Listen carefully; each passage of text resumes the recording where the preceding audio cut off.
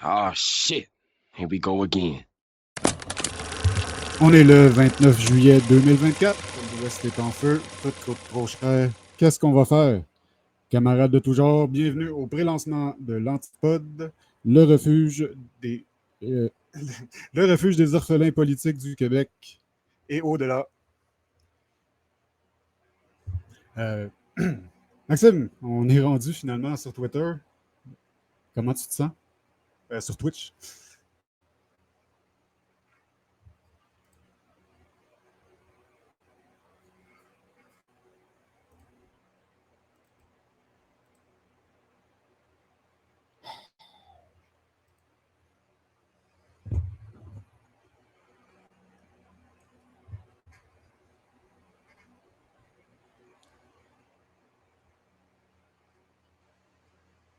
Maxime, moi je t'entends pas, ouais.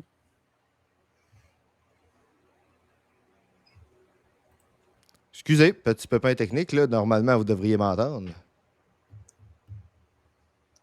Est-ce que tout le monde m'entend dans le chat? Ça commence bien. OK. Fait que là, OK. Là, vous m'entendez. Allô, Max? Et oui. On t'entend pas. Ben, moi, dans le chat, on me dit qu'on m'entend. OK.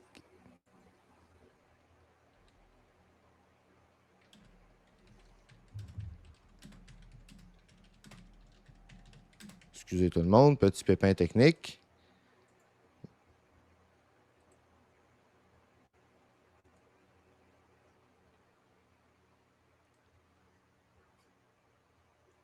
Il semblerait que. Il semblerait Allô? que. Ouais. On t'entend pas. Allô? Ben, moi, je t'entends, Gab, puis dans le chat, on nous entend tous les deux. Ah, là, c'est juste moi qui t'entends pas. Ah, attends une minute. Attends une minute. Démute-toi dans. Oui, c'est ça. En plein ça. Là, dans normalement, Discord. tu devrais Ok, m'entendre. cool. C'est pour ça qu'on fait des rodages. En plein ça. Bon, fait que là, tout est beau, tout le monde nous entend. Bon, comme je disais, Max, comment tu te sens? Ah, moi, écoute, comme je disais pendant que je parlais tout seul comme un maillet, ben écoute, je pense que j'étais un peu stressé comme tout le monde, mais écoute, on va se détendre, on va prendre ça chill, puis écoute, on est là pour... C'est un show d'opinion, tu sais, c'est pas censé... on n'a pas la vérité infuse, ça se peut qu'on se trompe, ça se peut qu'on dise de la merde, en fait, c'est de fortes chances qu'on dise de la merde à un moment donné. Fait que, écoute, moi, je pense que on se déstresse, puis on y va. Écoute, c'est un jour où on fait du React, anyway, tu sais, pour ceux qui ont...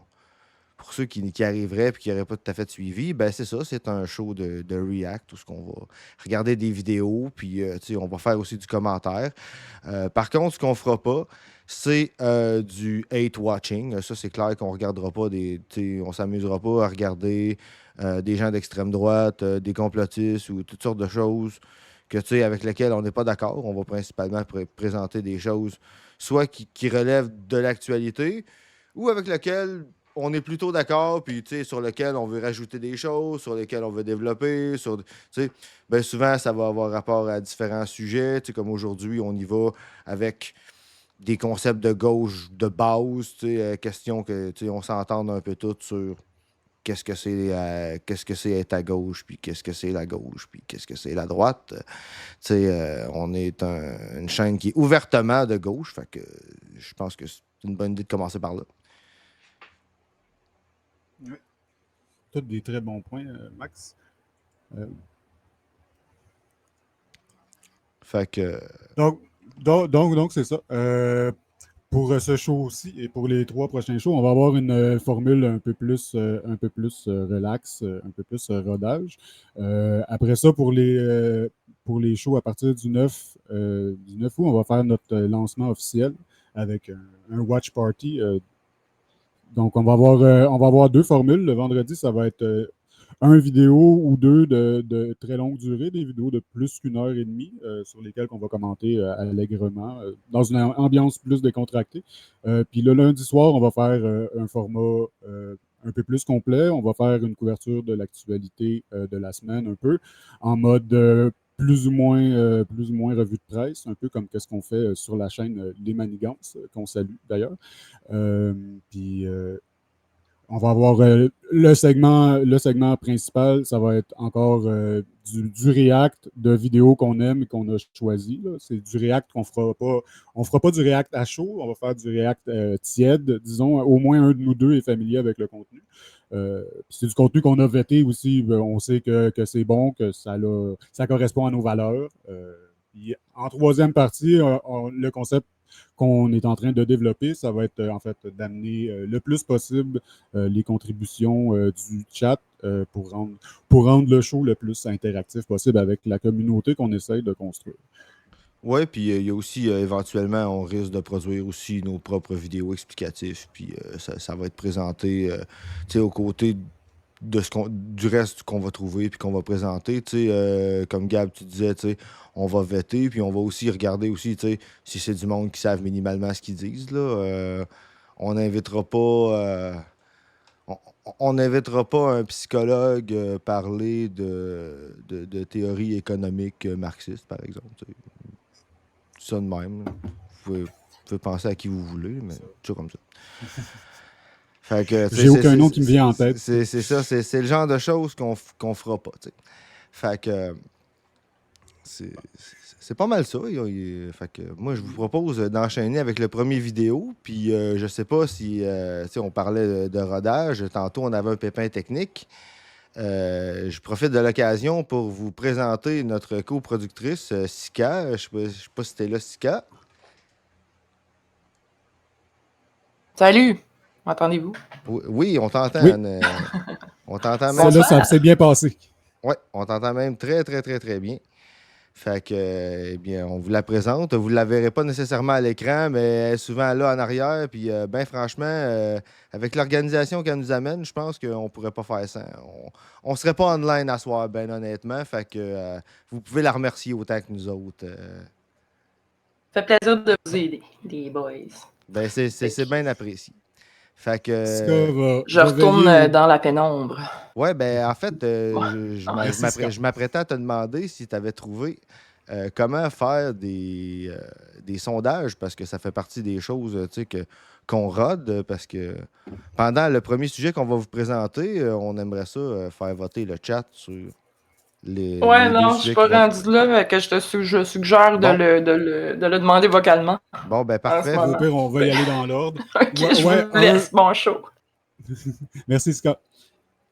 Oui, Ska va veiller au bon déroulement des opérations en arrière. Elle va vous tenir compagnie dans le chat et elle peut aussi intervenir pour nous amener des faits saillants, des choses qu'on a manquées ou nous ramener à l'ordre au besoin. Oui, parce que l'Antipode, c'est un show où ce que même les animateurs peuvent se faire modérer. Fait que ça se peut que ça l'arrive. C'est ça. N'hésitez pas à nous checker si vous trouvez qu'on n'est pas assez safe ou qu'on n'est pas assez propre ou qu'on dit de la merde. C'est aussi à vous autres de nous ramener à l'ordre.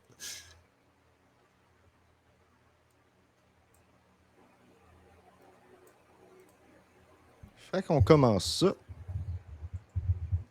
On va prendre 2 minutes pour saluer les quelques invités qu'on a dans le chat.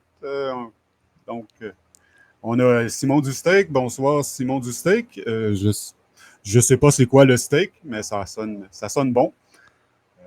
On a Madame Amy Poppins qui nous a rendu visite aussi. La bulle au cerveau, bonsoir.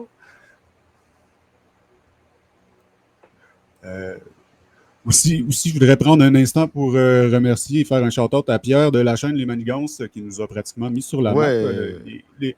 Les followers qu'on a en ce moment, la moitié viennent de sa chaîne. S'il y a des gens des Manigances dans le chat, faites-nous signe. Oui, non, Pierre, il a été vraiment extraordinaire avec nous autres. Puis essaye, salut El Patron. Qui nous souhaite bonne chance pour notre futur. Oui. Merci, Denis. Fait qu'on va passer à notre première vidéo. Notre première vidéo, ça va être une explication d'un concept de gauche qui est souvent galvaudé, que tu sais, qu'il y a même des gens dans notre charmant gouvernement qui pensent que c'est un mythe. Il s'agit de l'intersectionnalité. On entend souvent ça. On ne sait pas c'est quoi. C'est quoi une intersection? C'est quoi? Fait qu'on a deux vidéos à vous présenter, plutôt courtes, puis qui expliquent... les vidéos sont en anglais. On va mettre des sous-titres en français. qui me fait penser qu'il faut que je les mette, les fameux sous-titres. Hein? C'est pour ça qu'on est en rodage. En plein ça. Hum.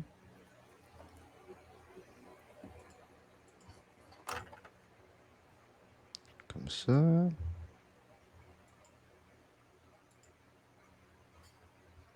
Et voilà. Fait que là, il devrait avoir des sous-titres français.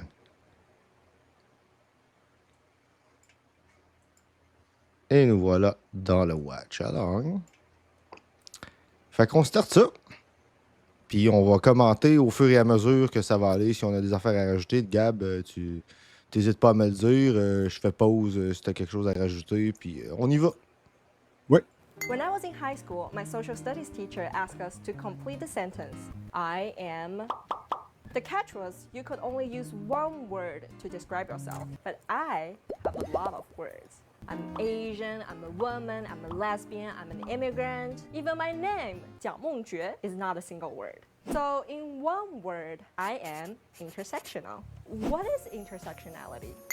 An intersectional person is someone who's part of a number of marginalized groups. For example, some intersections are being gay and black, being woman and disabled, and being Chinese and lesbian, and pretty cute too. We are the kind of people who check off a lot of boxes when it comes to gender, sexuality, race, ability, class, body size. So, are white straight men intersectional with all their privilege? Yes, they can be. But the term intersectionality was coined by Kimberly Crenshaw to specifically illustrate the marginalized communities. She used it to explain the problems that immigrant women of color were facing in the 80s. She felt that neither the feminist or anti-racist movements were fully helping them to solve the problems. What about LGBT activism? It also struggles to address the problems of intersectional LGBT people. Call Me By Your Name, Brokeback Mountain, More Than Family, Will and Grace feature amazing queer characters, but they're only white, cis, upper-class gay men. In contrast, Moonlight is much more intersectional. Its lead character Chiron is not only gay, but also black, poor, a survivor of domestic violence, and the prison pipeline. These many aspects of Chiron inform each other. So, should I feel guilty for watching Call Me By Your Name 5 times? No, but just remember, Moonlight is more intersectional and we need more stories like that. But even in Moonlight, where are the queer women? Enter feminism! Feminism strives for a society where women have equal rights to men. Equal rights. Intersectional feminism works to include all women, not just the least oppressed ones. Because there are so many kinds of women, we need to fight oppression from all sides and stand together, even if the oppression doesn't directly target you. Nobody is perfect, but understanding intersectionality can make us more empathetic and more equal. So, what can we do? First, actively learn about different communities. But what if I offend somebody with my questions? Well, Google doesn't judge. You can do your research at home.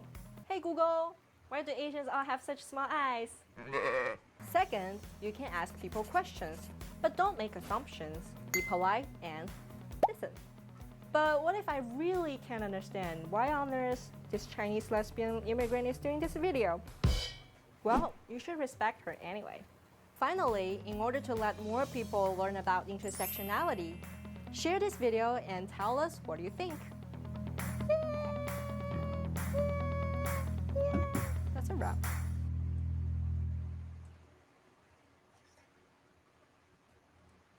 Gérer nos reçus pour nos comptes de dépenses, ça peut rapidement devenir un vrai Bon, casse-tête. je pense qu'on peut C'est une des commenter raisons entre pour lesquelles les on deux choisit vidéos. Quick. Oui, non, moi, j'avais quelque chose à rajouter. Écoutez, là, on va vous faire grâce de l'annonce. Tu sais, il y a même un autoplay, fait que on va enlever ça. On n'est pas supposé avoir d'annonce. Ouais, c'est ça. Fait qu'on va revenir en Ouais, face-to-face. Fait que, non, moi, c'est ça, j'avais quelque chose à rajouter là-dessus. Ben, tu sais, c'est ça, on avait El Patron qui disait, tu sais, ben, oui, c'est un sarcasme, là. Tu sais, qui disait, tu sais, une femme peut être chinoise et lesbienne en même temps. Mais c'est ça, l'intersectionnalité, c'est aussi l'idée que le tout est plus que la somme de ses parties, tu sais. il y a des choses qui peuvent être propres, tu sais, qui peuvent être, tu sais, arriver dans certaines situations, que, tu sais, il y a des... Par exemple, une femme noire va vivre... En fait, mon exemple est peut-être pas bon. C'est pas qu'il est pas bon, mais je vais essayer de te prendre un exemple que, tu sais, je maîtrise peut-être un peu plus.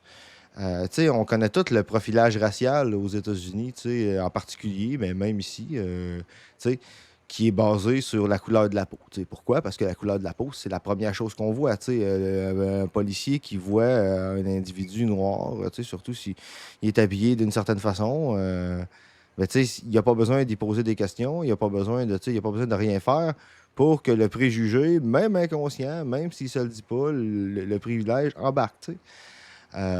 C'est pour ça aussi que, tu sais, par exemple, à l'emploi, il y a de l'emploi fait à l'aveugle, tu sais, qu'on ne met pas le nom. Ah non, je sais, je donne vraiment des détails ici, El Patron. Je sais très bien que tu disais pas ça de la mauvaise manière. Ça nous fait jaser, c'est ça le but. Ouais, c'est ça, exactement. Notre job, c'est de jaser. Fait que si tu nous fais jaser, c'est un bon signe. C'est en plein ça. C'est en plein ça. Je saurais pas mieux le dire. Puis c'est ça. Fait que, mettons, celui-là, on le connaît. Mais il y a une autre forme de profilage qu'on connaît moins, qui est celui des neurodivergents, parce que dans beaucoup de corps de police, on enseigne que de ne pas maintenir de contact visuel, c'est signe qu'on cache quelque chose, que la personne commet un crime. Fait que, tu sais, là où, quand on traite des formes d'oppression de manière différenciée, séparée, souvent, là, on a tendance à les comparer, puis on a tendance à se demander lequel qui est le plus, puis tout ça. Alors qu'ici, tu sais, par exemple, c'est pas une histoire de qui c'est qui est le plus opprimé par la police entre les autistes puis les noirs. C'est les autistes noirs qui vivent une forme spécifique d'oppression qui leur est propre. Je lisais un livre, là un bout, enfin un livre. Ça a été publié sur un blog, mais je dirais qu'à la grosseur que ça a, c'est littéralement une publication. Là. On pourra en reparler, là, des difficultés à publier dans des channels officiels pour des chercheurs neurodivergents. Mais c'est un politicologue neurodivergent qui a publié sous le nom de Detroit Leprechaun, qui a expliqué que lui avait interrogé des autistes noirs aux États-Unis qui rapportaient qu'à chaque fois qu'ils rentraient dans leur véhicule, ils prenaient leur portefeuille puis ils le mettaient sur leur dash juste pour ne pas avoir à bouger leurs mains comme ça, puis pour prendre leur portefeuille au cas où ils se faisaient arrêter, parce que ça augmentait significativement leur chance de se faire tirer dessus. Fait que, tu sais, on voit qu'ici, le combo est plus que la somme de ces parties, tu sais. C'est pas juste un puis l'autre, tu sais. Puis il y a une chose qu'on pense souvent pas par rapport à ce qu'on appelle des formes d'oppression aussi, c'est que c'est quelque chose qu'il faut penser pas juste quand ça l'arrive, c'est quelque chose qu'il faut penser même quand ça l'arrive pas. T'sais, la personne noire, il faut toujours qu'elle garde en tête qu'elle peut se faire profiler tout le temps, quand qu'elle sort.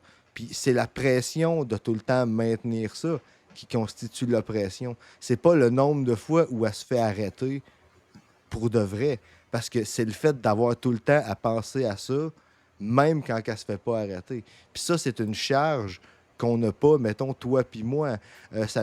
Moi, je ne l'ai pas vu avec des personnes racisées, mais je l'ai vu avec des femmes, tu sais, par exemple, d'avoir toujours à se watcher s'ils vont pas se faire pogner le cul ou se faire watcher, tu sais, puis tout ça.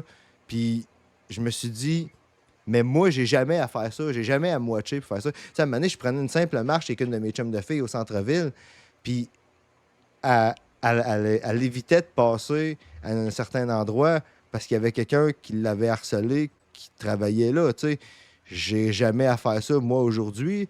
J'ai eu à faire ça plus jeune parce que je me faisais intimider à l'école, mais genre solide, genre que je risquais de me faire battre, puis il y avait des circles qu'il fallait que j'évite, là, tu sais, au risque de me faire battre. Mais je te dirais que c'est disparu en vieillissant. Mais tu sais, on remarquera que pour une femme, ça diminuera jamais, tu sais. Fait que c'est pas les fois où ces femmes-là se font agresser. C'est toutes les fois où ce qu'il faut qu'ils pensent. C'est ça, l'oppression. Puis l'intersectionnalité, J'avais vu... ça. Ouais, vas-y, Gab. J'avais vu un graphique qui avait été publié sur Facebook. Je me rappelle plus trop de la source, mais ça montrait, puis c'était une étude qui avait fait, une étude neurologique, là, la personne avait des senseurs là, pour vérifier où ce que la personne regardait. Puis on montrait une personne qui passait dans un allée un peu sombre avec un escalier. On montrait le champ de vision de l'homme qui faisait cette marche-là. Probablement, on assume un homme blanc privilégié, disons. Il marchait, puis son champ de vision était entièrement devant lui, à hauteur des yeux. Il pouvait prendre l'escalier, se sentait en sécurité. Puis pour la même chose pour la candidate féminine, elle regardait partout. Son champ de vision était automatiquement attiré vers les sides, vers toutes les places où il y avait des ombres. En fait, elle regardait plus alentour qu'elle regardait en avant pour instinctivement à la recherche de potentiels prédateurs. C'est quelque chose qui est tellement imbriqué que probablement que les femmes s'en rendent même pas compte, genre qu'ils sont en permanence sur leur garde, mais ils apprennent à l'être, puis ça correspond à un besoin finalement dans la société dans laquelle on vit malheureusement. Écoute, ça, moi je pense que c'est une forme d'hypervigilance, ou en tout cas ça peut atteindre un certain degré. Tu sais, moi je suis neurodivergent, puis dans notre cas, c'est souvent face aux professionnels de la santé. Tu sais, moi en tout cas, personnellement, quand je vais dans le système de santé ou que j'ai affaire à un professionnel de la santé, je me demande toujours si ce que je vais dire, si mes problèmes de santé vont être validés ou si je vais avoir à me battre, si je vais avoir à m'ostiner. Puis c'est quelque chose que, tu sais, qui change. Je le sens dans mon attitude. Là. Quand j'arrive chez mon médecin, je suis plus sur le nerf. Là. Puis c'est valable, même quand mon médecin m'écoute, là, tout le temps. C'est valable. Si c'est ton vécu, c'est sûr que c'est valable. Ben oui, mais l'idée, c'est de dire c'est l'état de vigilance dans lequel ça place qui est dur à vivre, tu sais. Dans le mot oppression, il y a le mot pression. Ouais, c'est ça. C'est quelque chose, c'est permanent. C'est toujours quelque chose qui nous pèse dessus, comme l'atmosphère. Ouais, puis tu sais, je veux dire, des fois, là, il y a des formes d'oppression de même qui peuvent être subtiles, mais quand tu regardes en pratique, qu'est-ce que ça implique? Ça a plus d'influence qu'on pense. T'sais. Juste le fait que, par exemple, chez les neurodivergents, les problèmes de santé sont pris, les problèmes de santé normaux de la vie, là, dû au vieillissement, sont pris plus tard en général. Ça fait une différence autour de 15 ans dans les pays industrialisés sur l'espérance de vie globale. Fait que, il y en a, c'est un peu plus, il y en a, c'est un peu moins. J'ai vu 17 pour les États-Unis, 16 pour la France, puis 14 pour le Canada. Fait que ça tourne autour de 15 ans. C'est une pression. C'est ça. Je voulais en rajouter une couche par rapport à ce que tu disais. Chacune des oppressions particulières a ses particularités, a ses spécificités. Puis chacune des intersections qui sont possibles avec toutes ces formes d'oppression-là ont leur propre spécificité. La combinaison immigrante chinoise lesbienne a ses spécificités qui ne sont pas retrouvées exactement nulle part ailleurs dans les intersections. Ça devient à un moment donné, on ne peut pas tout connaître par cœur les situations de tout le monde. On ne peut pas tout le temps considérer toutes les intersections possibles. Mais une bonne façon de se retrouver là-dedans, en fait, puis de démêler le vrai du faux, c'est de juste faire confiance à ces personnes-là quand ils nous racontent leur vécu, quand ils nous disent qu'ils ressentent de l'oppression, c'est parce qu'ils ressentent de l'oppression. C'est pas quelque chose qui est soumis à une étude externe, c'est pas quelque chose qui est soumis aux opinions, c'est leur vécu. Là. C'est leur vécu qui est spécifique à où ce qui se place dans l'intersectionnalité. Moi, je pense quand même que y a moyen, parce que, tu sais, présentement, dans notre société, on est bien gros dans une dynamique que je qualifierais d'une dynamique de l'accommodement. Tu comprends-tu?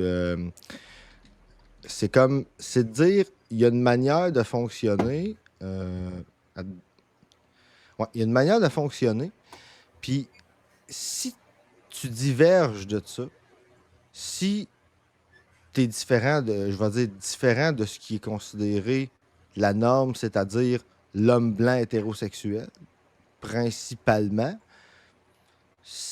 les normes peuvent tendre à s'élargir, mais c'est quand même limité. Là, de la minute que tes besoins sont pas dans ce qui est considéré comme normal en général, tu vas subir, tu sais, tu vas nécessairement subir de l'oppression, puis ça se peut que tu aies des droits dans ta société, puis que tu sais, qu'on accepte de t'accommoder. Mais l'affaire, c'est que ça va toujours être comme un passe-droit. Ça va être. C'est quelque chose qu'il faut que tu te battes pour. Puis moi, je trouve que c'est à quelque part aussi un moyen de continuer à discriminer. Tu sais. Je donne un exemple. Tu sais. Mettons en contexte scolaire. Moi, j'avais déjà suivi un DEP, tu sais, puis disons que c'était un DEP très manuel. Je ne détaillerai pas quel sujet. Mais l'idée, c'est de dire qu'il y avait un certain type d'élève qui était visé. Tu sais. Il y avait comme un client cible là, pour l'école. Fait que de la minute que tu sortais de ce client cible-là, il y avait toujours comme raison de dire que tu fais pas partie des clients cibles. Tu sais. Rendu là, tu as le droit d'être accommodé. Mais c'est justement le fait, quand quelqu'un accepte l'accommodement, c'est comme une permission pour continuer d'avoir le mode de fonctionnement normal qui exclut un certain nombre de personnes, c'est-à-dire qui est fait en fonction d'un certain type de personnes, qui est fait en fonction des besoins d'un certain type de personnes, qui est basé autour de ce qu'on pourrait appeler un certain profil de client, tu sais. Fait que c'est à quelque part... C'est touché, parce que c'est sûr que, tu sais, si tu accordes un accommodement à quelqu'un, tu l'as accommodé, tu sais. Fait que c'est sûr que dépendamment d'à quel point tu es willing à en donner, tu sais, puis dépendamment d'à quel point la personne a à s'ostiner ou pas, tu sais, ça peut être... Mais il existe une deuxième approche qui est l'approche dite de l'inclusion. Puis c'est là où je voulais en venir. Ça, c'est de dire, il existe des manières de s'organiser qui font que tu n'as pas besoin, par exemple, de demander à une personne de justifier ses besoins. Ses besoins sont pris en compte dans le tout qu'est la société. Puis l'exemple simple que je peux donner de ça, c'est... Prenons l'exemple des personnes en fauteuil roulant. Imaginons qu'il y aurait certains diagnostics. Tu sais, par exemple, il y aurait des gens qui ont besoin de fauteuil roulant des fois, il y en a qui en ont besoin tout le temps, il y en a qui ont une canne. Tu sais, la mobilité réduite, là, c'est quelque chose qui est très variable là, d'un individu à l'autre. Fait qu'imaginons qu'il y aurait des gens pour transporter les gens à mobilité réduite, puis qu'il faudrait que les gens à mobilité réduite, ils prouvent que leur diagnostic leur donne droit à un porteur pour les faire descendre puis monter des escaliers. On dirait, mais ça n'a pas d'allure, tu sais. L'idée, c'est de construire des bâtiments inclusifs, c'est-à-dire celui où il y a une rampe. Pourquoi? Parce que la personne qui a des jambes perd rien à avoir la rampe. Tu sais, elle subit aucune oppression du fait d'avoir la rampe. Tu sais, la seule oppression là, qu'on entend puis qui est galvaudée par l'extrême droite, c'est les coûts que ça l'occasionne. Mais tu sais, c'est parce que si le monde n'avait pas été organisé dès le départ, là, sans penser aux handicapés, aux femmes, aux personnes racisées qui pourraient être discriminées dans certains espaces publics, puis de les rendre safe, à la communauté LGBT, ben, s'il n'y avait pas eu une espèce de template normal, sur laquelle la société ça leur était dérangeait bâtie, pas. Ça leur dérangeait pas de construire 2 abreuvoirs quand ils voulaient avoir un abreuvoir séparé pour les Blancs et les Noirs. exactement. Là. Ça coûtait plus cher, mais ça leur dérangeait pas, ils le faisaient. Ouais, non, c'est ça. Mais tu sais, le coût, ça, c'est toujours évoqué. Ça, c'est... mais tu sais, dans la vraie vie, tu sais, le coût, c'est toujours... c'est toujours... ouais, comment on dit ça? À géométrie variable, tu sais... tu sais, les dépenses militaires versus les dépenses en éducation, c'est souvent... C'est pas dans la même braquette, hein, il y a un order of magnitude. Ska a commenté dans le chat, je ne peux pas parler pour toutes, mais c'est le cas pour moi et des femmes que je connais. C'est carrément un automatisme d'être alerte à tout ce qui nous entoure dans ce genre de situation. Puis, je peux comprendre, j'ai entendu suffisamment d'histoires pour... j'en doute pas, c'est un réflexe qui se construit, même si tu n'as pas consciemment peur que quelqu'un te saute dessus directement. Je veux dire, le stress d'être toujours genre sollicité par peut-être des attaques ou du harcèlement sexuel, ben ça se construit. Puis après ça, ben, ton cerveau réagit de la façon que ton cerveau réagit au stress, incluant d'être hyper vigilant. Là, Ben oui, ben oui, ben oui. Puis écoute, même, je te dirais, le même geste, tu sais, le même geste fait venant de quelqu'un à l'encontre d'une certaine autre personne, dépendamment de la relation, on va dire, de leurs groupes sociaux, ben ça peut changer quelque chose, tu sais. Je vais vous conter une anecdote, tu sais. Une fois, j'étais avec un de mes chums de gars dans un bar. Puis écoute, on est dehors, on est en train de fumer, ben chill. Puis à un moment donné, tu sais, on était comme pas trop loin de la porte. Parce que, en tout cas, disons qu'à ce place-là, le monde, il fumait relativement proche de la porte parce que il n'y avait pas grand place, tu sais. Fait que t'avais comme pas le choix, tu sais. Il y avait une certaine tolérance, là. Tant que le monde faisait pas chier, tu sais, comme on dit. Puis il y a un gars qui arrive, qui ouvre la porte. Mon chum de gars était à côté relativement à côté de la porte, on va dire. Puis le gars, il arrive, il ouvre la porte. Il s'arrête dans son geste. Il regarde mon chum de gars. Il grabe la poche. Puis il continue comme si de rien n'était. Mon chum de gars, il s'entendait tellement pas à ça, il a comme fait Tu viens-tu toucher à mon pénis, toi? Là? Puis le gars, il a fait Ben oui. Puis il est rentré dans le bar comme si de rien n'était. J'ai fait remarquer à mon chum de gars, j'y ai dit Toi, tu fais faire ça, là. J'ai dit On va compter ça, on va en rire, ça va être drôle. Une femme se fait faire la même chose, ça a une signification dans son cas. Ça veut dire que mec qui retourne chez eux à soir, là, ses chances de se faire agresser sexuellement vont avoir augmenté. Pas tout à fait la même ou chose. juste le stress, le fait de Ouais, se c'est ça. sentir pas safe. Non, mais je veux dire, c'est ça. Ses chances vont avoir augmenté. Fait que ça l'arrive ou pas, le stress est là. Ses chances vont avoir Oh. augmenté. Je veux dire, moi, ça m'est arrivé une fois, je me suis fait embarquer sur le pouce par un gars que je trouvais, après ma barre, sympathique, mais à un moment donné, il s'est mis à me demander si je voulais y montrer mon pénis ou si je voulais faire des trucs des trucs salés avec lui. Puis moi, j'ai dit non, mais il insistait, tu sais. Puis à un moment donné, j'ai dit, ben là, j'ai pas envie de me fâcher, mais genre, ça arrivera pas. Genre, je suis vraiment pas intéressé à ni faire de la prostitution, ni être avec toi, là, tu sais. Puis il n'y a aucun moment dans ça que je me suis senti menacé parce que il n'avait pas sorti une arme. Puis je veux dire, j'ai le privilège d'être un homme, j'ai le privilège d'être assez grand et imposant. Tu sais. Mais une femme dans la même situation, quand ça fait 4 ou 5 fois que la personne lui demande de baisser ses culottes pour un 20$, elle se sentirait menacée. Elle se sentirait pas juste insultée, elle se sentirait carrément menacée. Là, tu sais. Oui, non, c'est ça. Juste la manière dont tu vas être perçu, tu n'auras pas cette pression-là, tu n'auras pas cette oppression-là. Que tu l'as bien dit tout à l'heure, c'est exactement ça. Puis, tu sais, il y a aussi, tu sais, c'est pas juste la pression que ça fait. Ça me permet d'introduire la prochaine vidéo qu'on va regarder, tu sais, qui montre que c'est pas juste. Beau segue. Merci. Ouais, c'est ça qui montre que c'est pas, tu sais, c'est pas juste de la pression que ça met, c'est aussi des barrières que ça met. Tu sais, on pense souvent, on entend le mot privilège, on pense que c'est un passe-droit, tu sais, que c'est quelque chose que tu reçois un avantage à quelque part ou que, tu sais, mais non, c'est pas ça. Le privilège, c'est l'absence de barrières.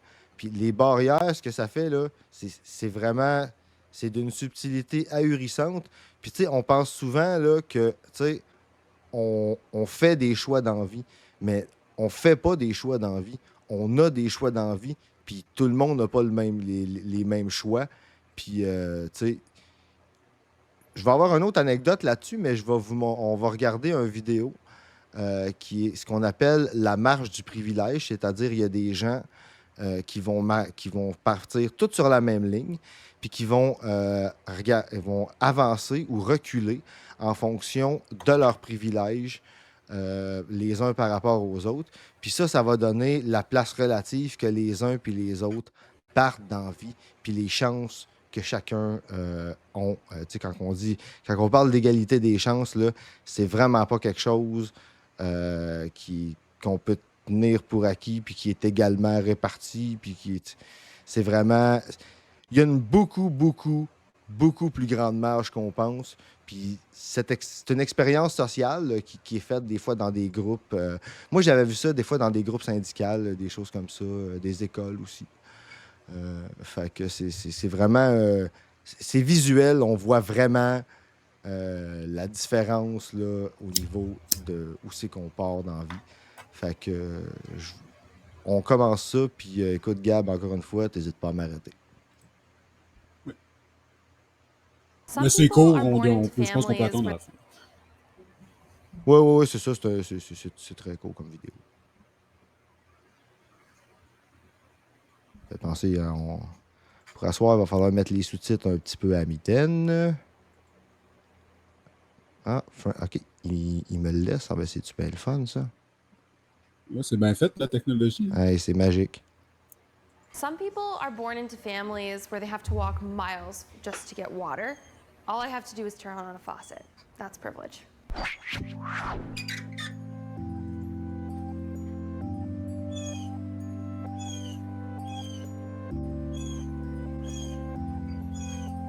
have ever tried to change your seat, if you were embarrassed about your clothes or house, never think twice about calling your parents to be trouble. I think privilege is when some people have some things and other people don't have things. I feel privilege is something that you don't even really have control over. I think it'd be silly for me to say I don't have a fair amount of privilege, considering like the country I live in and the job I get to do and the college I was allowed to go to. I suppose being a white male will help me end up somewhere towards the front, but I'll take a few steps back from being gay. I don't think I'll make it to the front. I think I'll maybe be in the middle. That's just a gut feeling I have.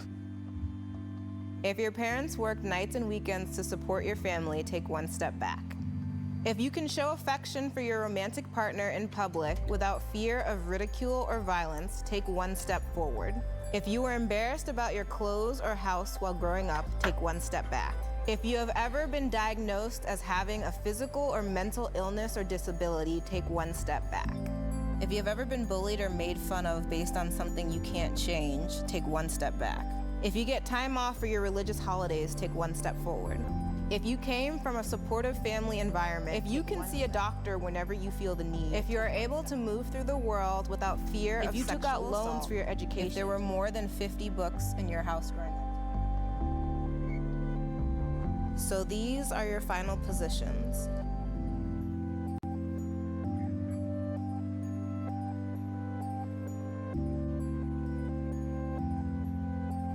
I think it felt kind of strange for everyone. It's a hard thing to discuss or even reflect on. It was very awkward. I think when you can represent it so visually like this and so immediately, it definitely takes on a new form. I think we were like all joking around in the beginning. It was pretty lighthearted, and as soon as the questions started coming in, the mood shifted immediately, and we all it was just silent. Just looking back and seeing like a bunch of people behind you is not a good feeling. It's like weird how you want to like hold on to explaining a certain privilege, like, oh, but that's not actually me because like I had to work really hard for that. So it's weird to like take a step forward when you feel like you're taking a step forward with someone else, but you wear a lot of the baggage of like how those things were hard. It was like more emotional than I thought it would be. It reminded me of when they talk about slavery in high school and you feel like angry for a few days, but then you just realize like, this is how it is. For me, it was kind of frustrating almost to look back and see how much further some people were behind me, and realizing that, you know, a lot of that stuff, no amount of hard work or even legislation can make up that gap. It's interesting being an Asian American because you're not really sure where you fall on the spectrum of privilege. I know that for me, one of the reasons I ended up so far back was that there are questions around safety as an African American, as a woman, as a gay woman. There are just so many different ways that I don't feel safe. I feel like I just learned to be grateful for what you have. You know, we're in such a huge society where it's always complaining about what you don't have. It just shows you that for some families, like each family, you're meant to do better. My grandparents did good, my parents did good, and I'll do even better. I do think if you're not like aware of privilege, you should do this exercise, but it's more complicated.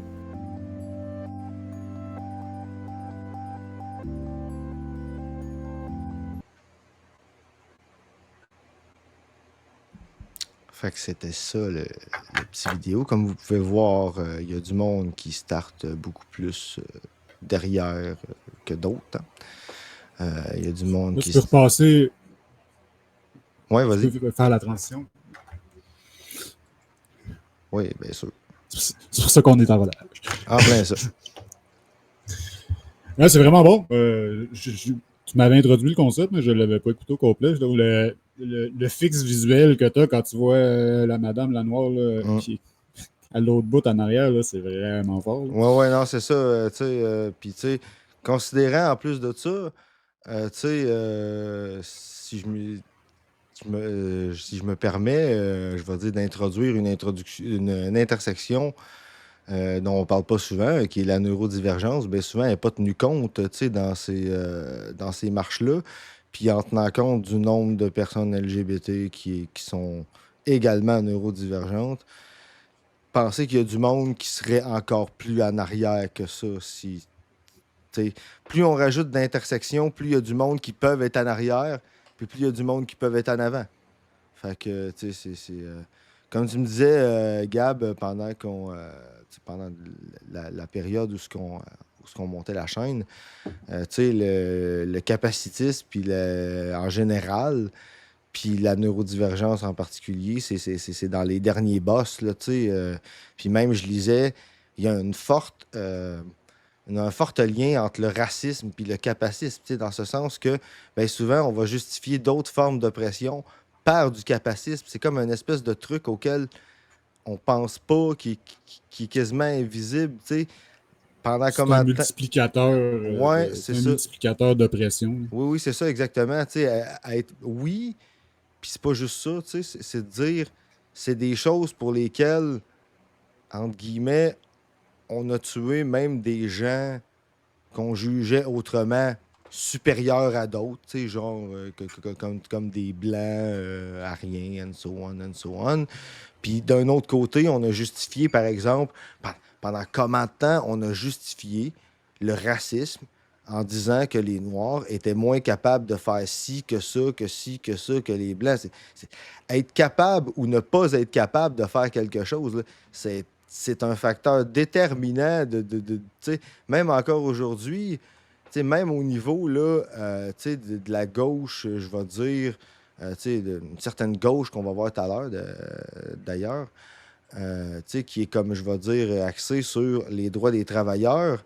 Il existe une classe auquel les marxistes originaux n'avaient pas pensé, qui est la classe du surplus.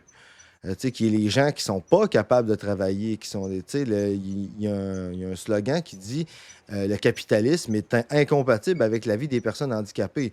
Parce qu'on comprend que si ta valeur est fixée en fonction de ce que tu peux produire, en fonction de ce que tu es capable de faire, c'est clair que rendu là, les chances, puis l'égalité des chances entre la personne qui a déjà juste un corps capable ou juste une concentration d'un certain degré ou ça sera pas égal, mais ça veut pas dire que cette personne-là n'a pas des choses, je vais dire, n'a pas une égale quantité de choses à apporter à la société. C'est juste que, comme on disait tantôt, quand tu construis la société en fonction d'un certain template, ben, inévitablement, il y a du monde qui vont, comme ils disent en anglais, fall by the wayside.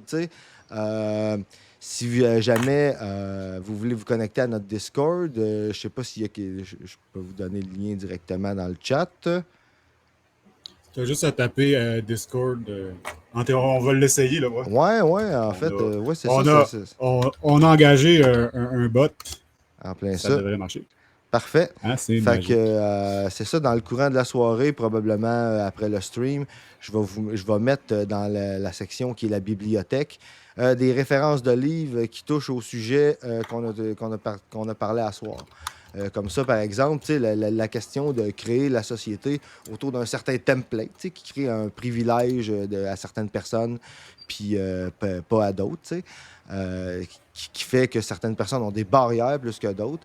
Il y a un livre notamment d'un philosophe qui s'appelle Robert Chapman, qui s'appelle Empire of Normality, Neurodiversity and Capitalism, qui explique que le concept de la normalité, ce qu'on appelle être normal, puis, tu sais, sous tous ces angles, là, pas juste celui de la neurodivergence, là, tu sais, être blanc, hétérosexuel, avec une famille, tu sais, des fois, là, pas être normal au point que ça peut être un danger pour soi, là, si le régime sous lequel tu vis est particulièrement oppressif, juste avoir un modèle familial qui est différent du go-to de ta société, là, ça peut être assez.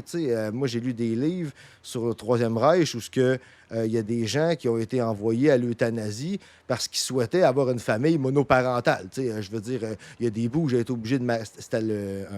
Ça va être un livre qui va être évidemment dans la bibliothèque.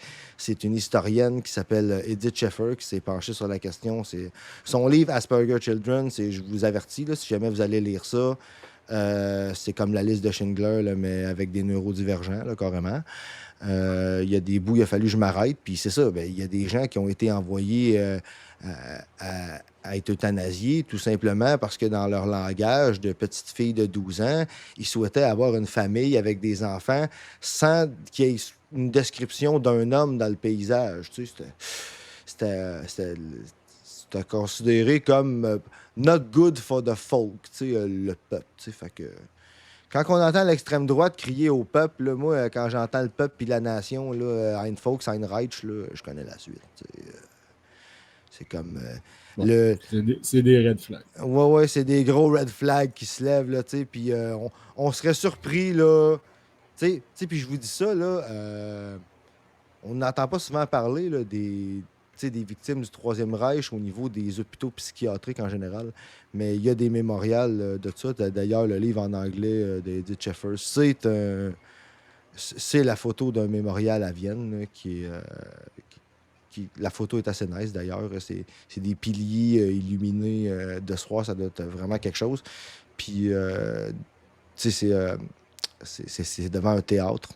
En tout cas, puis de ce que j'en sais, aujourd'hui, ils font une pièce de théâtre qui raconte, je vais dire, la vraie histoire du dirigeant du centre à Vienne, où ils ont exécuté beaucoup de neurodivergents, où le fameux Hans Asperger a travaillé, mais aussi Heinrich Grass, qui a été un des derniers qui ont essayé de passer en procès. Là. Ils ont essayé de le passer en procès en 2005. Il était devenu expert pour l'État après avoir travaillé là. Fait que c'est assez...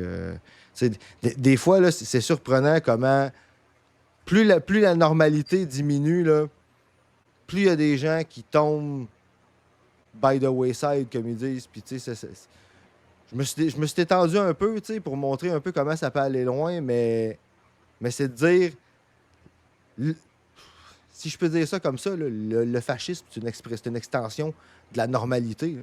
C'est juste la normalité très, très, très, très, très, très, très réduite. Puis, dans ce livre-là, c'est ça que Robert Chapman il montre. C'est qu'au fil du temps, puis le concept de normalité, ça remonte loin. Ça remonte à un type qui s'appelait Galton, qui est 18e siècle de mémoire. Puis, c'est ça, c'est que ça allait évoluer avec le temps pour se conformer de plus en plus aux besoins du capitalisme. Fait que le capacitisme aujourd'hui, c'est de dire... Quand on parle d'intégrer les gens, c'est tout le temps de les intégrer au marché du travail. Quand on parle de quelqu'un qui peut... quand on demande à quelqu'un c'est quoi avoir une vie normale, c'est principalement... Mettons, on demande à un parent c'est quoi tu souhaites pour ton enfant, puis qu'il nous dit je souhaite d'avoir une vie normale, mettons un parent d'enfant handicapé ou quelque chose comme ça. Souvent, quand on regarde c'est quoi, puis quand on pose des questions, ça correspond tout simplement à satisfaire aux exigences du capitalisme. T'sais. Fait que c'est de dire, à un moment donné, c'est d'accorder de la valeur juste à ce que quelqu'un peut produire. Puis, inévitablement, il y a du monde qui vont tomber de côté.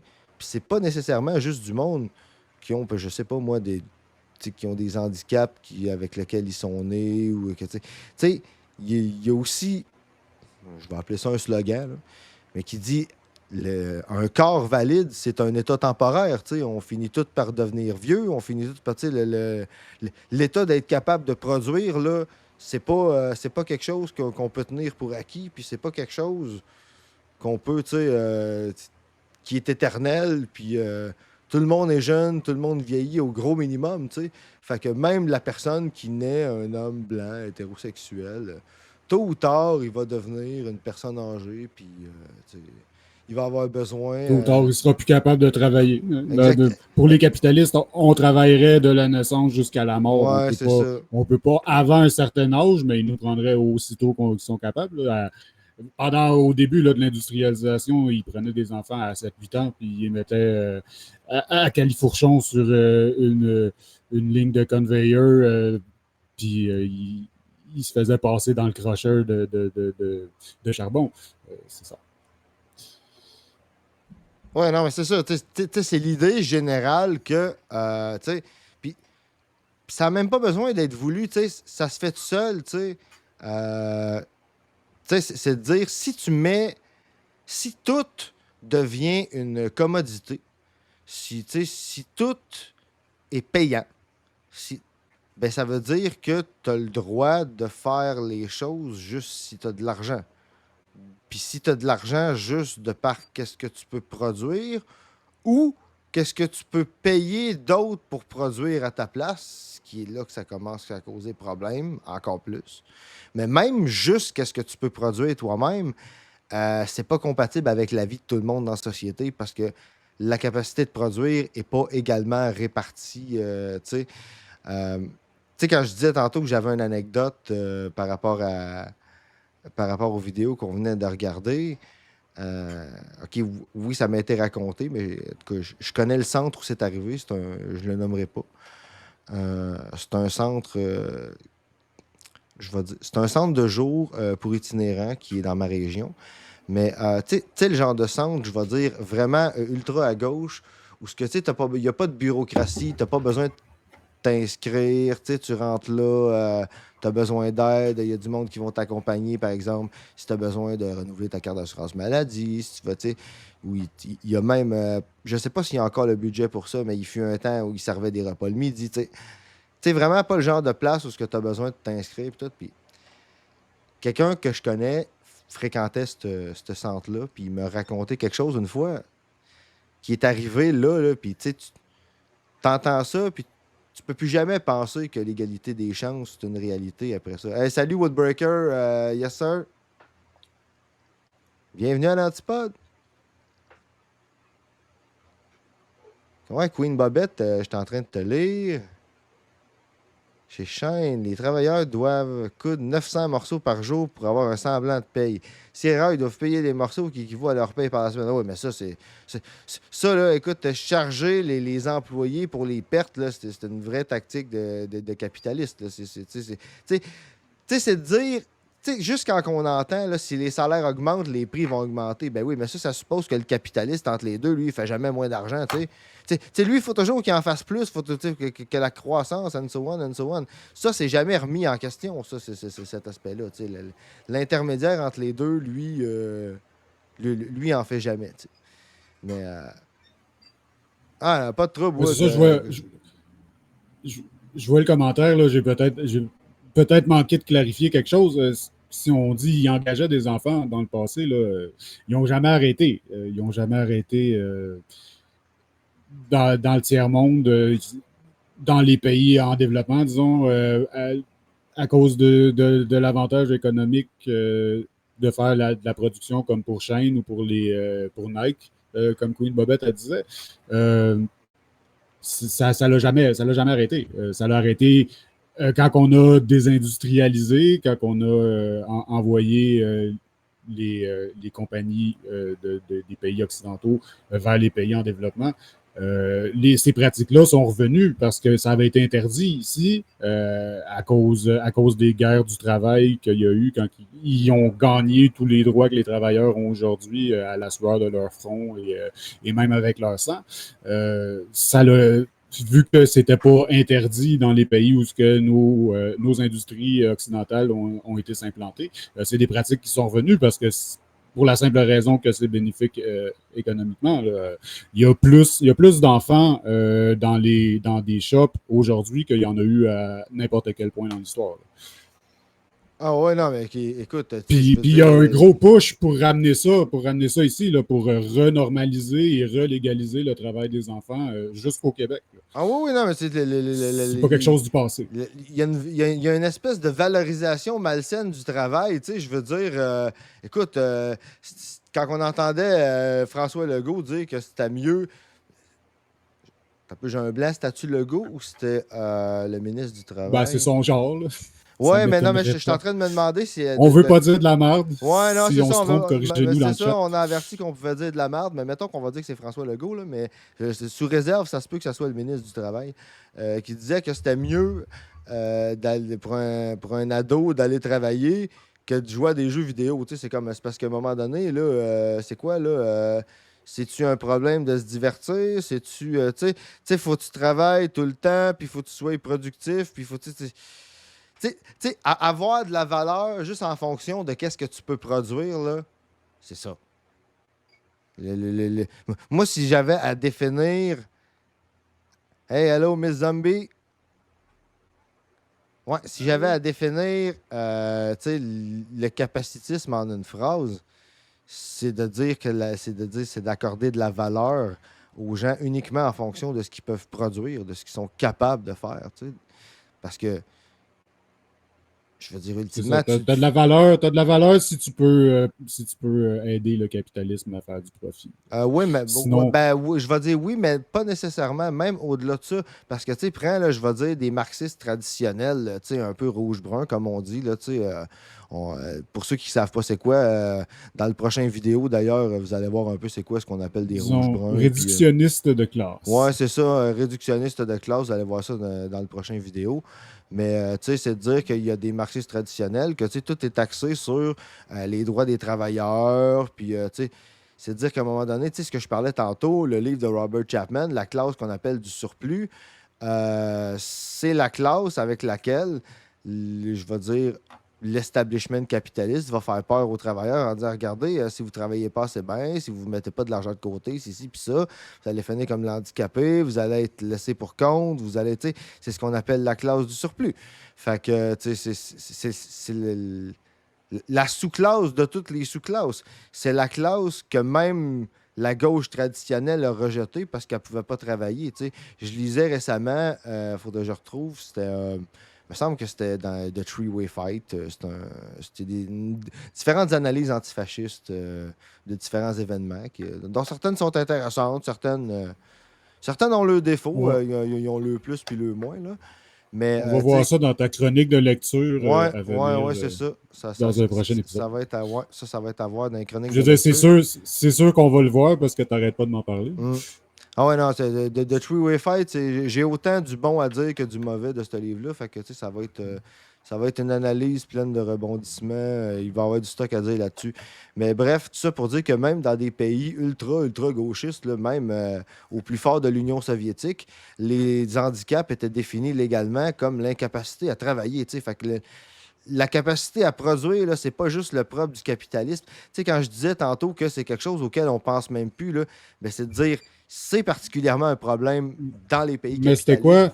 Au niveau capitaliste. C'était quoi la situation des personnes qui étaient considérées comme pas capables de travailler dans l'Union soviétique?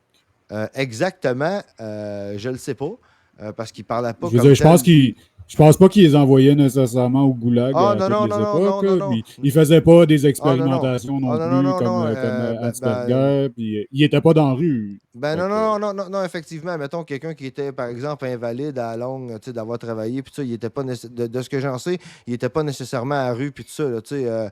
Ben, tu sais, je mentirais si dire que dans les pays communistes, il n'y a pas eu d'expérience sur des êtres humains, mais tu sais, je te dirais que... Non, ça c'est sûr dans l'ensemble du truc. Là, Ouais, mais le monde qui pense que ça n'arrive pas dans un pays capitaliste non plus, tu sais, je disais ça justement parce que il y a un bout, tu sais, moi quand je regarde ce qui se passe dans un pays communiste, je regarde ça avec la même critique que quand je regarde ça avec le même œil critique que quand je regarde le stock qui vient des pays capitalistes, tu sais, je veux dire...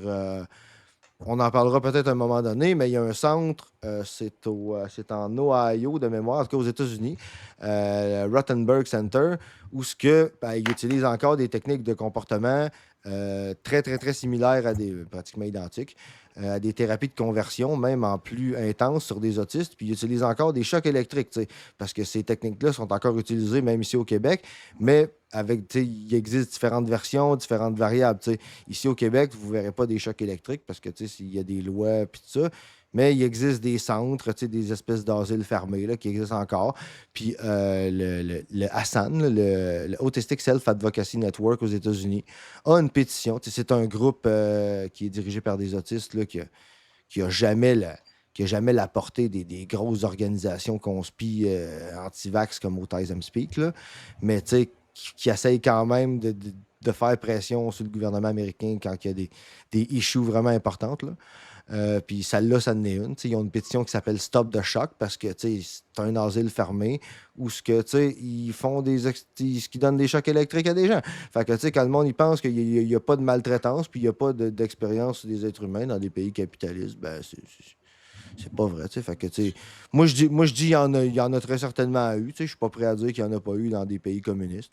Mais par contre, je suis pas prêt à dire que les handicapés en général ou les gens qui étaient invalides au travail étaient spécialement maltraités. Moi, je pense que non, il faudrait vérifier. Là, si on veut chercher, il faudrait chercher pays par pays puis avoir être plus targeté. Mais a priori, je veux dire, c'est des gens dont on se souciait, puis je veux dire, ils recevaient une pension au même titre que les vétérans devaient en recevoir une, puis des choses comme ça. Là, non, moi, ce que j'avais lu, c'était vraiment au niveau de la définition de qu'est-ce que c'est un handicap. Dans le sens que si tu es considéré comme apte au travail, peu importe c'est quoi le reste de tes problèmes, tu ne seras jamais considéré comme handicapé. La question d'être capable de travailler puis d'être capable de produire, c'est ça qui est central. C'est pas tant dans la manière dont tu es traité, c'est qui est considéré comme un handicapé versus qui c'est qui n'est pas considéré comme un handicapé.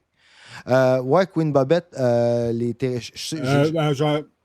je voulais dire bonsoir à monsieur Chronique 420. J'essayais de trouver le bon moment dans le flot de paroles ininterrompu.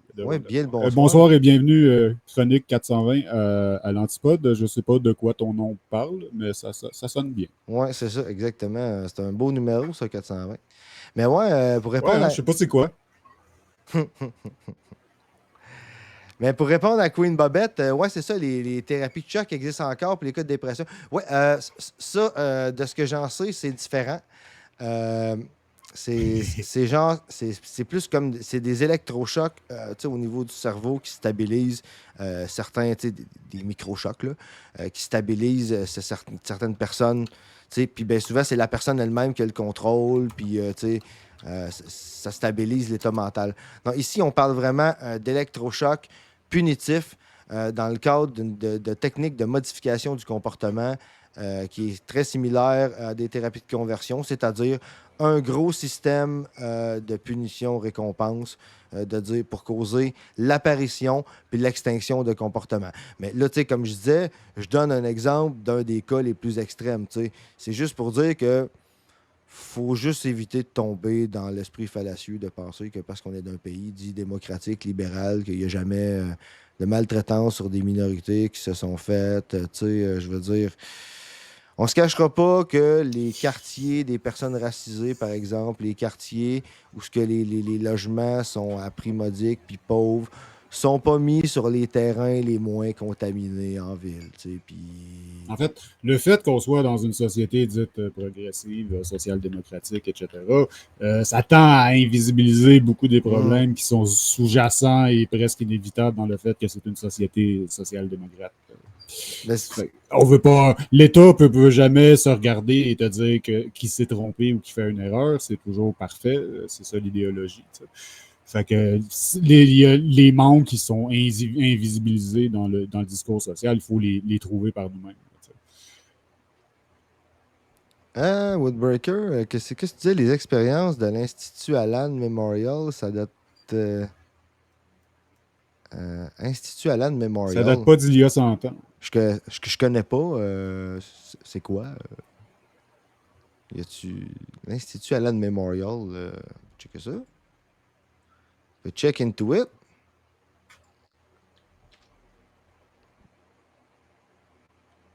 On pourrait même faire du live browsing.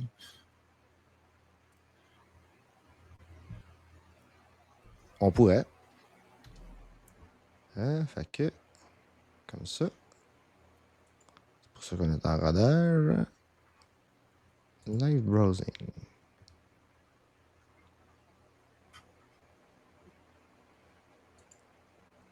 Donnez-nous 30 secondes. Comme ça. Bonsoir, monsieur Pingouin Capricieux. Un beau nom de Twitch aussi, Pingouin Capricieux. Bienvenue à l'Antipode. Aujourd'hui, c'est le spécial Tout le monde est un mod. C'est pour ça. OK, de quoi? Y a-tu quelque chose dans le chat qui fait que tout le monde est un mod? Non, mais il faisait la remarque que Queen Bobette est également modératrice aussi. OK. Je pense qu'elle accumule des titres, Queen Bobette. On en a deux comme ça qui aiment ça accumuler des titres. Fait que, écoute, bon, Institut Allen Memorial, McGill University. Hein? Allen, ok, ça c'est quoi? C'est-tu Wikipédia? C'est sur Wikipédia. Bon, on va commencer par là. The Allen Memorial Institute, also known... Excusez. Ah, c'est là que MK Ultra se passait, apparemment. On tombe dans le complotisme. Là. Ouais, c'est ça. The Allen Memorial... MK Ultra, pour la notice, c'était quelque chose qui existait pour vrai et que c'était effectivement presque aussi fucké que le monde pense. Là. Ça ne s'inscrit pas dans un truc de domination mondiale autre que la domination mondiale du capitalisme. Là, mais... Ouais.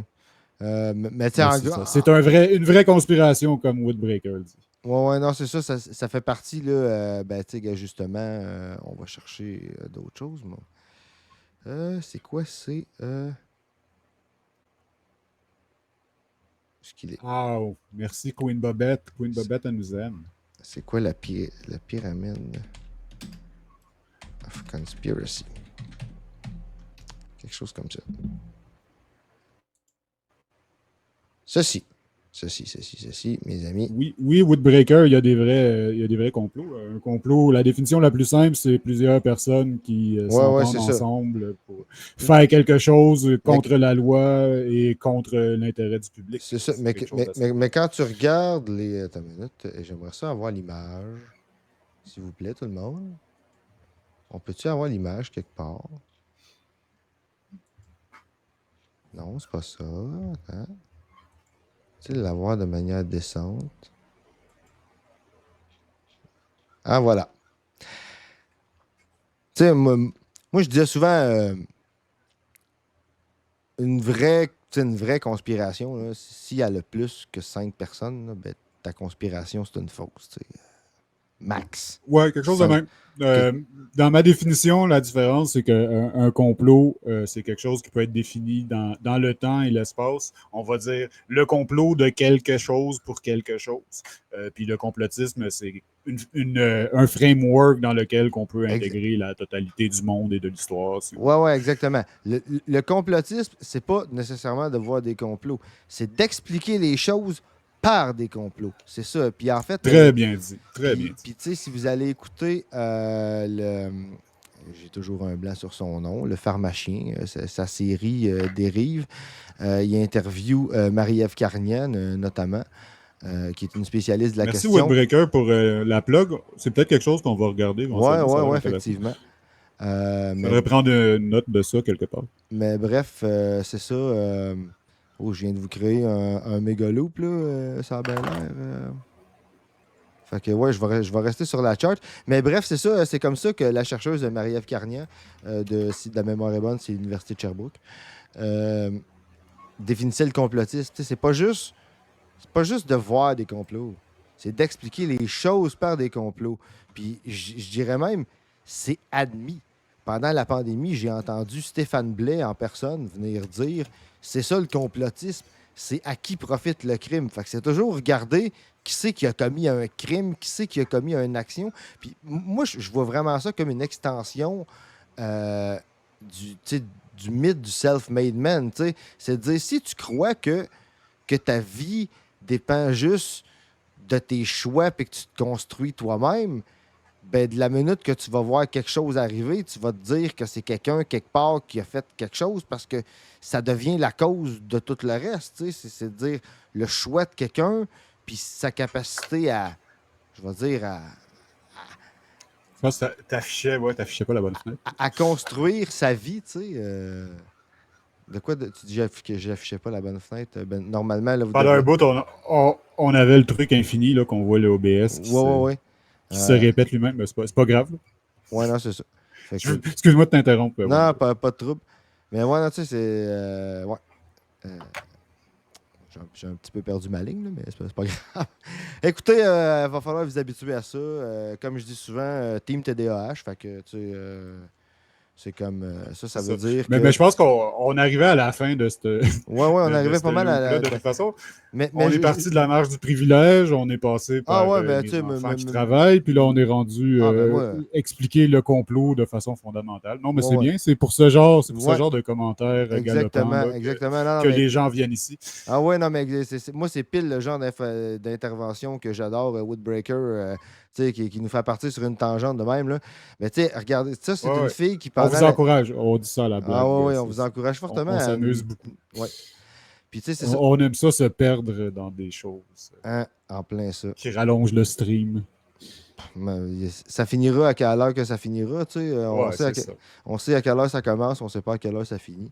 Mais tu sais, cette pyramide-là, c'est une fille qui a fait ça pendant la pandémie, qui a expliqué que, tu sais, il y a comme une progression, tu sais, dans l'adhésion à du complotisme ou, ou même, tu sais, juste les complots qui sont vraiment arrivés, tu sais. Puis, il y a une affaire de quantité, tu sais. Quand vous croyez qu'il y a des complots partout, là, la plupart sont faux, sinon toutes. Les rares complots qui sont vraiment arrivés, là, puis je pense que le Watergate, ça doit être un des plus connus, là, un des complots qui est vraiment arrivé. Là. Écoute, je le vois ici dans la pyramide. Ce que vous voyez là, le triangle du bas, ça, c'est les quelques conspirations qui sont arrivées, qui sont arrivées pour de vrai. Puis d'ailleurs, en parlant de conspiration, on oublie souvent que le Troisième Reich avait une grande nature complotiste et ésotérique, etc., etc. Puis le film qui explique la réunion qui a servi à créer la solution finale s'appelle La Conspiration. D'ailleurs, j'ai encore un shout-out à notre ami Pierre Desmanigances, qui diffuse des films le dimanche soir. Si vous fréquentez sa chaîne, vous pouvez, à un certain moment donné, si vous accumulez 25 000 points de chaîne, caller votre film pour le dimanche soir.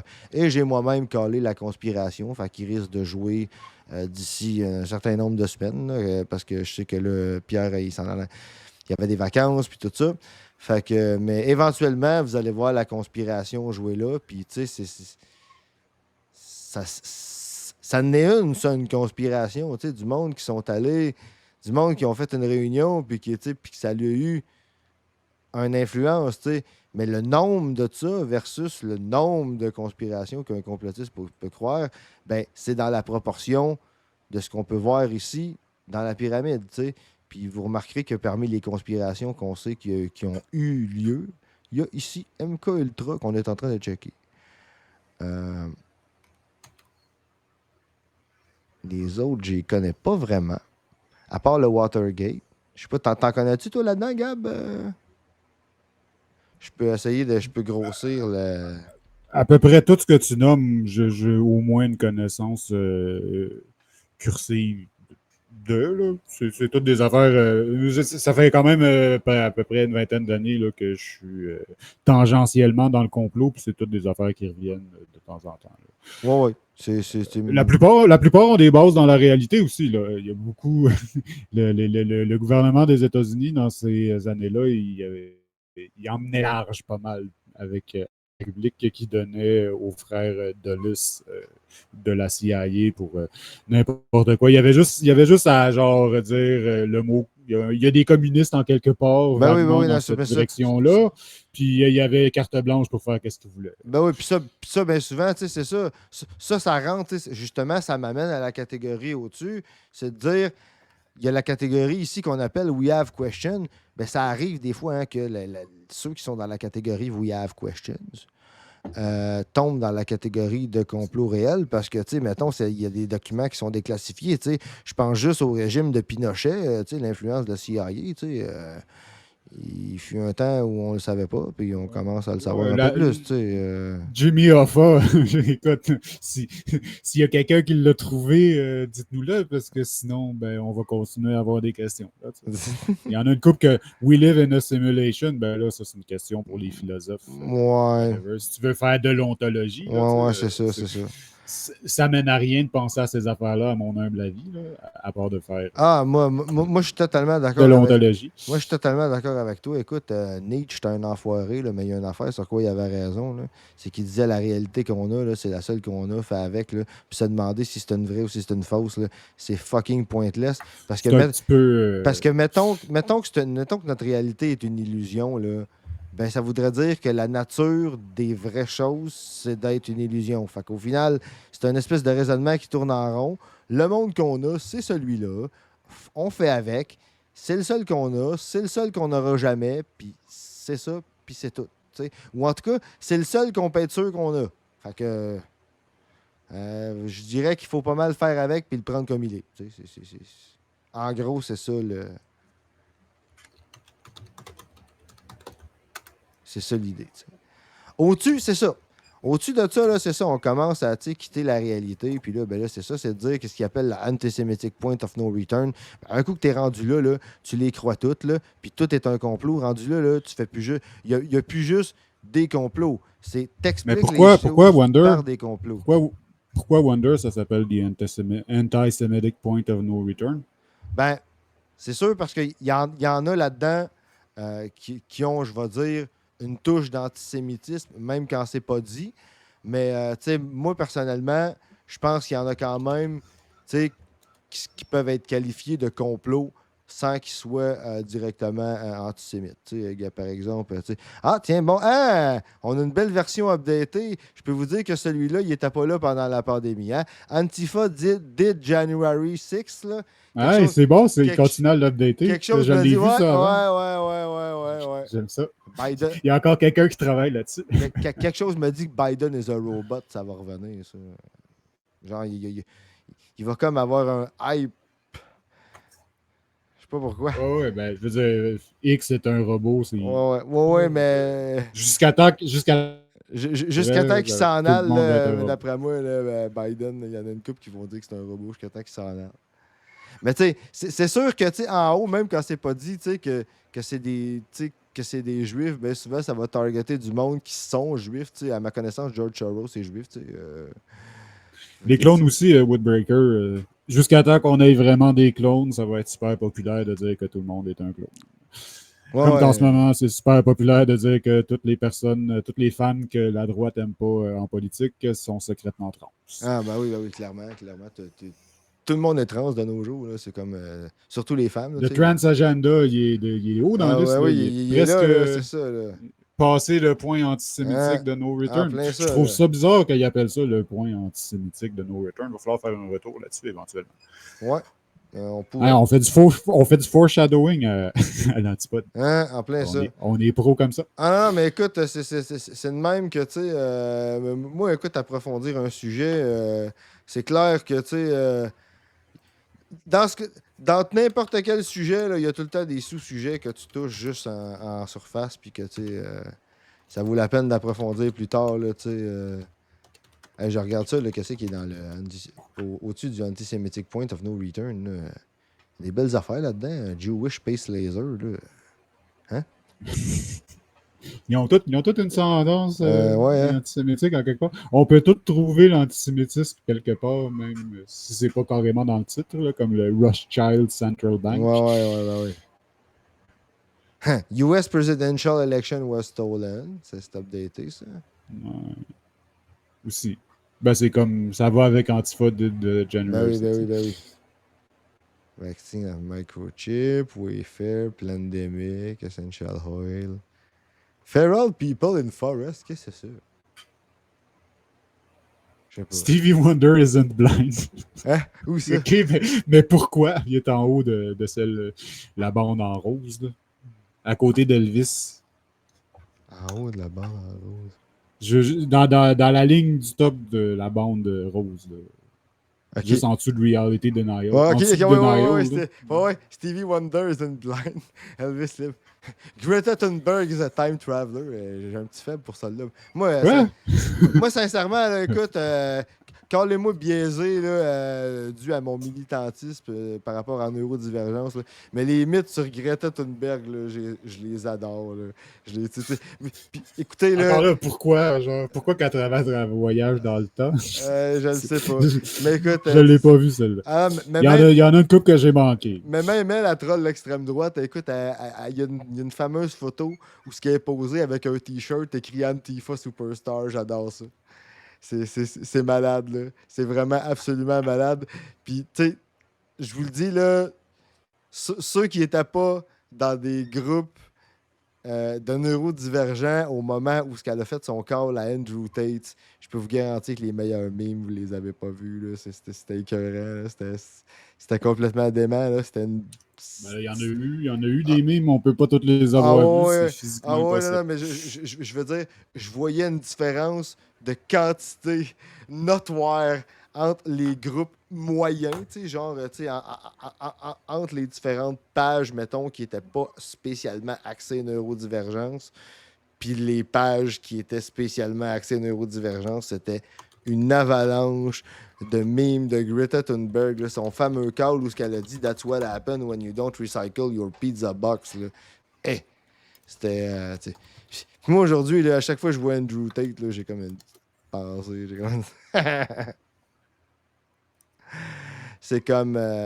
tu sais, je dirais que... Tu sais, on parlait tout à l'heure d'intersection, là, je dirais que les femmes autistes, c'est parmi les intersections les plus invisibilisées, là, fait que je te dirais, sur ce coup-là, Autistic Woman Represent en asti, Andrew Tate, là, ça a été... c'était malade. Ben, de toute façon, on aime à l'haïr, fait que... c'est sûr qu'on aime à l'haïr. C'est du bon qui est faible, là. C'est du bon qui est faible. Ouais, on peut tout à fait ça. prendre Exactement. Greta comme babyface. Fait que... ouais, mais écoute, on a divergé. Moi, je pense que je vais revenir à mon exemple de tantôt. On est divergents, fait qu'on a divergé. Ouais, c'est ça, en plein ça. Fait que moi, c'est ça, je voulais revenir à mon exemple de tantôt.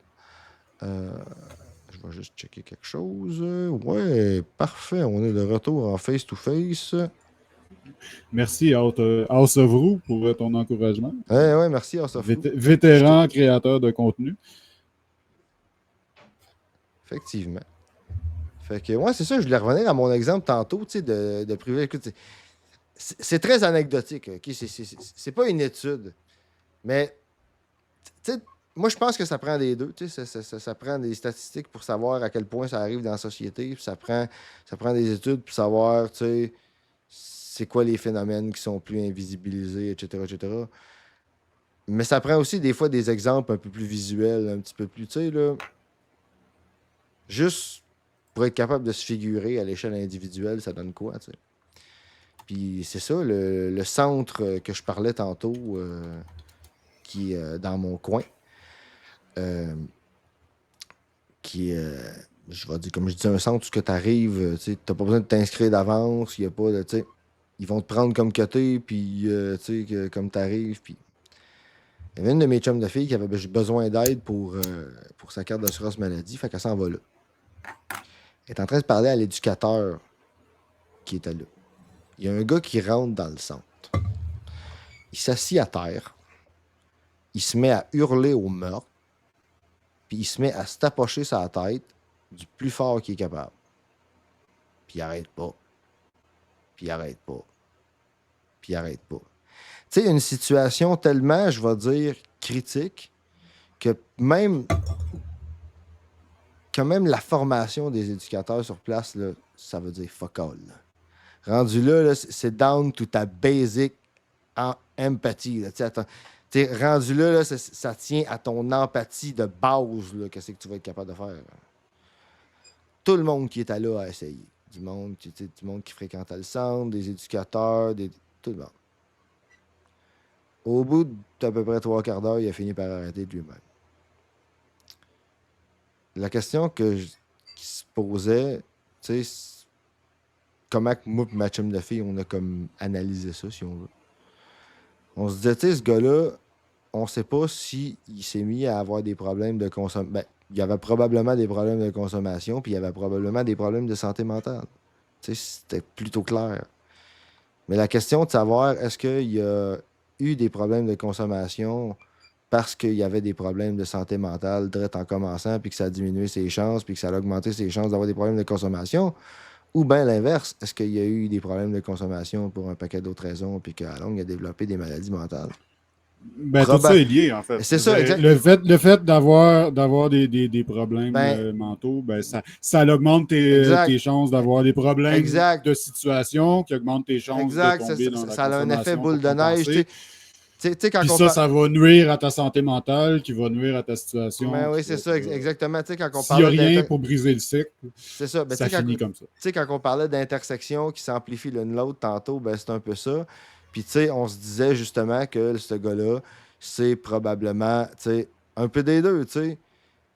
Mais après ça, ça posait la question, mais comment est-ce qu'on peut dire que ce gars-là a starté avec les mêmes chances dans la vie que la personne dont les deux parents travaillent, font un bon salaire, qui est en bonne santé mentale et physique, que ses besoins sont validés par la société, qui est capable de produire à un degré que la société demande, qui a toutes sortes de barrières que d'autres, qu'il n'y a pas de barrières que d'autres ont. Tu sais, ce qu'on a vu tantôt dans la vidéo, qui start en avant de la marche du privilège versus la femme noire lesbienne en arrière. Puis encore là, cette femme-là, noire lesbienne, elle représente encore un certain, je vais dire, un certain privilège en ce sens qu'elle est encore en état de se présenter à une marche du privilège. Il y a du monde. Elle est debout sur ses deux jambes. Debout sur ses deux jambes. Puis, elle vient d'un pays quand même développé. C'est un autre privilège. Exact. C'est pas parce que tu te ramasses en arrière de la liste dans ce cas-là qu'il n'y a pas des privilèges qui existent. C'est ça. Elle est en arrière de sa marche du privilège, pas de la marche du privilège, la grande marche du grand privilège. Parce que. Oui, il y en a un autre qui, en plus, est trans, puis est en fauteuil roulant, puis est neurodivergente. Oui, puis elle est encore plus loin. Puis elle vit dans un pays où le salaire moyen est de. Oui, elle n'a pas le temps de faire des marches du privilège. Oui, c'est ça, exactement. Dans un pays en voie de développement. Je vois le commentaire Woodbreaker, puis les barrières peuvent être à plein de levels. Tu sais, moi, naître avec des reins qui ne fonctionnent pas, j'ai passé des années de ma vie à l'hôpital, puis après, c'était des rendez-vous 4 jours par semaine. Ben oui, c'est ça. C'est ça qu'on disait tantôt. Tu sais, la santé physique, là, c'est quelque chose de temporaire, puis c'est quelque chose que, tu sais, toi-même, tu l'avais, tu sais, à ta naissance, puis tout le kit, tu sais. Mais comme tel, tu sais, quelqu'un peut, tu sais, un rein peut lâcher au fil du temps, puis tu sais, tu sais, toi, t'as pas choisi là, que ton rein, il fonctionne pas, puis, tu sais, pas plus que, tu sais, l'autre a choisi que ses jambes marchent pas, puis que l'autre, tu sais, que nous autres, on a choisi d'être neurodivergents, puis que le degré, je vais dire, moyen de concentration qui est demandé pour les tâches dans la société, bien, ils sont divisés de manière, je vais dire, ils sont divisés en fonction de quelqu'un qui a une concentration différente de la nôtre. T'sais. Moi, faire la même chose pendant des heures et des heures en hyperfocus, c'est pas un problème. Mais tout le temps m'arrêter, aller faire le souper, revenir, faire d'autres choses, repartir, tout le temps changer. Moi, ça m'épuise à 100 000 à l'heure. C'est pour ça que les neurodivergents qui vivent dans des milieux les mieux intégrés, c'est des group home, parce que les tâches qui demandent le plus de fonctions exécutives, les tâches qui demandent de changer tout le temps, sont regroupées en commun, comme faire à manger, entretenir le building, des choses comme ça. Fait que c'est clair que quand je disais tantôt, là, la société qui est organisée selon un certain template, là, ben c'est ça. Ah ouais, non, c'est ça, Woodbreaker, c'est ça. Toi, tu as le privilège d'être blanc dans un pays blanc parce que, il y a la même personne qui a la même maladie que toi dans un pays du tiers-monde. Là. Il est encore plus batté, lui, là. Mm-hmm. On a tout le privilège d'être sur Twitch aussi. Tu sais, ça n'en dit quand même long sur le confort qu'on a, qu'on a eu le temps de faire. Clairement, De parler de toutes ces choses-là, parler d'être capable d'être conscient de ses privilèges, d'avoir ce langage-là aussi, c'est en soi-même un privilège. D'avoir les un privilège épistémique. Ben oui, puis je m'en cacherai pas, tu sais, je veux dire, même si, tu sais, comme beaucoup de personnes, beaucoup d'autistes, ce qu'ils appellent autistes et TDAH, là, ODHD, que, tu sais, il y a gros des diplômes qu'on lâche, puis tout ça, tu sais, je n'ai quand même eu une éducation, tu sais, je viens d'une famille où c'est valorisé, tu sais, ma mère m'a aidé dans mes études, tu sais, je veux dire, j'en ai eu une éducation, tu sais, c'est pas tout le monde qui a cette chance-là, puis, tu sais, c'est pas, je veux dire, puis, gars, on est blanc, tu sais, je parle deux langues, tu sais. Moi aussi, Woodbreaker, je pourrais faire une liste de situations légèrement différentes dans lesquelles que je serais pas en ce moment vivant à vous parler. Là, Ah, ben, moi aussi. Même si j'ai l'air assez bien portant. Ouais, non, c'est ça. Mais moi aussi, aujourd'hui, je suis pas pire, tu sais, parce que j'ai de l'aide, puis j'ai réussi à m'arranger. En partie parce que, tu sais, ma mère, elle connaissait les services, tu sais, pour autistes, puis, tu sais, elle connaissait un peu la machine. Puis quand il est venu le temps de, tu sais, moi, à l'âge de 25 ans, d'avoir des services, ben, j'étais à même quelqu'un qui avait quand même des ressources, tu sais, mais quelqu'un qui a pas ces ressources-là, je peux vous dire qu'aujourd'hui, là, j'appelle au CIUS, là, puis c'est complètement, là, c'est complètement dément, là, je veux dire, pas avoir d'aide, je passe pas au travail de ça, là, c'est clair, net et précis, là. C'est ça. C'est ça. Je veux dire, le fait de ne pas être productif, ça peut être assez pour te mettre dans une loupe quand il n'y a pas de filet de sécurité, puis c'est le cas dans la majorité du monde, ben, si tu n'es pas capable de subvenir à tes besoins, ben, tu meurs d'exposition à long terme. Oui, c'est ça. Puis c'est pas juste ça aussi. C'est de dire, tu sais, quand tu appartiens à une intersection qui est particulièrement invisibilisée, comme le handicap en général ou la neurodivergence en particulier, ben qu'est-ce qui arrive? C'est que tu as tellement intégré que c'est normal que toi, tu sois un defect, tu sais, que tes particularités soient... Que le problème vienne de toi plutôt que de la société, tu sais. Je donne souvent l'exemple, la théorie sociale du handicap, c'est de dire, il n'y a pas de traduction en français, en anglais, c'est impairment puis handicap. L'impairment, c'est de ne pas pouvoir marcher. L'handicap, c'est de ne pas pouvoir circuler parce que la vie est faite en fonction de gens qui ont des jambes, des jambes fonctionnelles. T'sais. Fait que, quand tu as une forme d'handicap qui est particulièrement invisible, ben, tu intègres le fait que le problème, c'est toi, puis tu perçois même pas la discrimination à ton égard. Ben, moi, juste par l'éducation que j'ai reçue, pour ceux qui ne savent pas, j'ai des études en philosophie, juste, la capacité de lire certains textes de nature éthique fait que j'ai pas mal une meilleure perception que le neurodivergent moyen de la discrimination que je subis. T'sais. Fait que déjà, ma capacité à porter plainte, juste de par l'éducation que j'ai reçue, s'en trouve augmentée. Fait que c'est encore un privilège. Quand on dit que savoir, c'est pouvoir, là, ben, c'est ça. J'ai lu Woodbreaker. Il y a 2 semaines, un de mes collègues de travail nous a avoué, après 5 ans de démarches, de tests, de recherche avec sa famille perdue, nous a avoué qu'il avait été diagnostiqué Asperger. OK? Soit dit en passant, on en parlera à part, là, mais on parlait tantôt justement des centres à Vienne. Là, Asperger, c'était un nazi. C'était vraiment. On parle de quelqu'un qui a fait des expériences sur des êtres humains puis qui a envoyé des gens se faire euthanasie. C'est vraiment.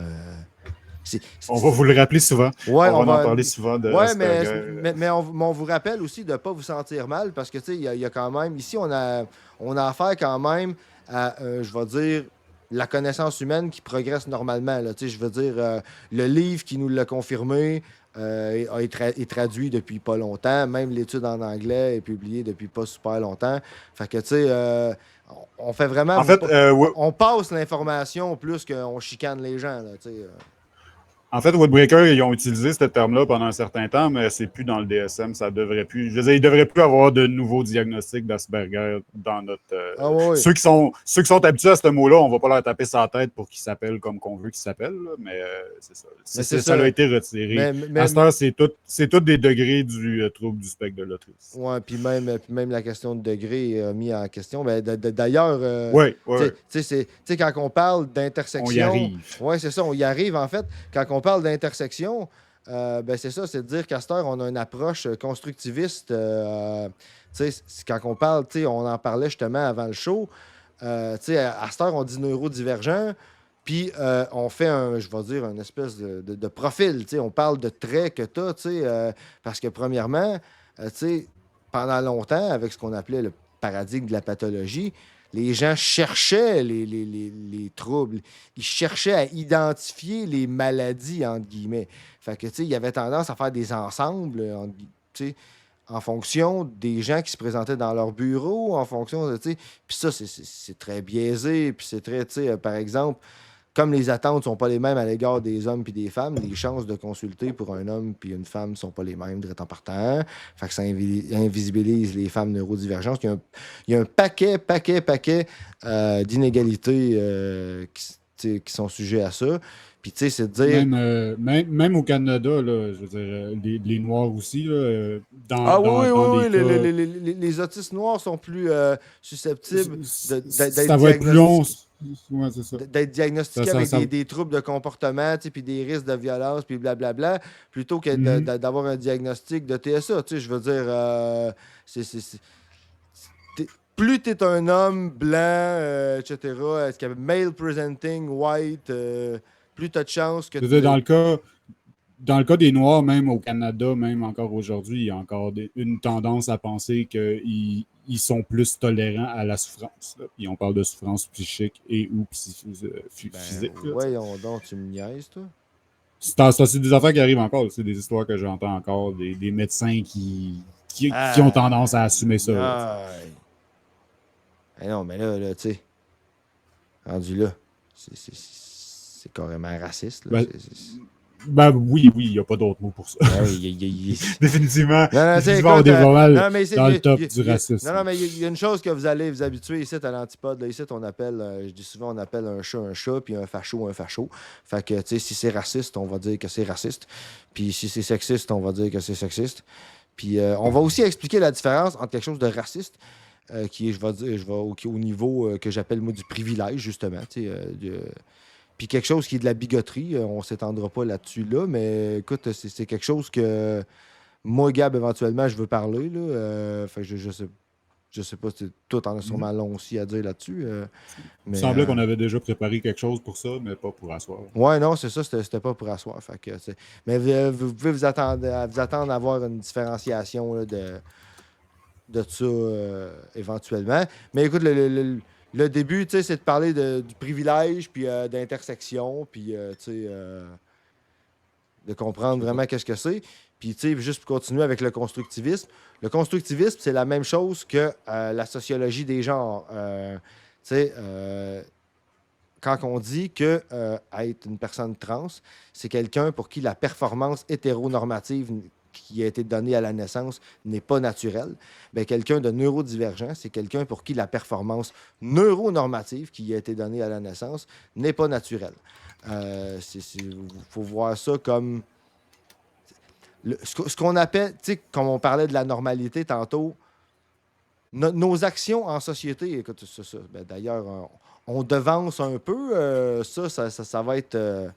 on sait que ça risque d'être dans nos premiers, peut-être même notre deuxième Woodbreaker demandait si Nomo TV, c'est raciste. J'ai répondu un peu.